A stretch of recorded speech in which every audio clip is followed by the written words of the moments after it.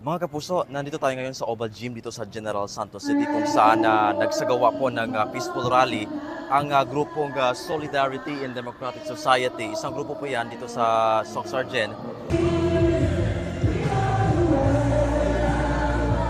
Ito ay paggunita sa unang taon na pagkarangyit ni former President Rodrigo Roa Duterte.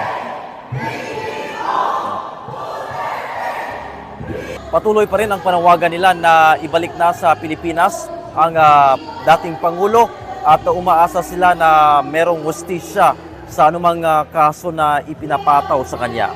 Sa tingin nyo, bakit urgent na pabalikin na talaga si Digong? Unang-una po, they capture an old man. Si Tatay Digong is more than 80 years old.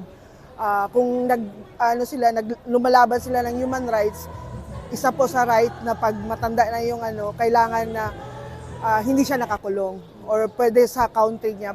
Pangalawa, ang isang taon ay too much na paghihintay at wala namang basihan ang mga aligasyon sa kanya. Hindi nga sila makahanap ng testigo laban sa kanya. Kumbaga hindi matibay ang kaso, naggawa-gawa lang nila. Alam ng mga Pilipino at alam ng buong mundo na gawa-gawa lang yun dahil sa political betrayal na ginawa sa kanila sa mga Duterte.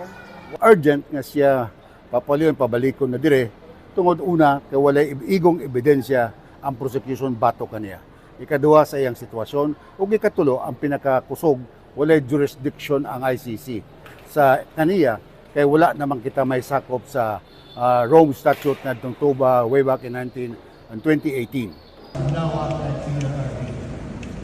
At yan muna ang latest dito sa General Santos City. Ako si Efren Mamak ng GMA Regional TV.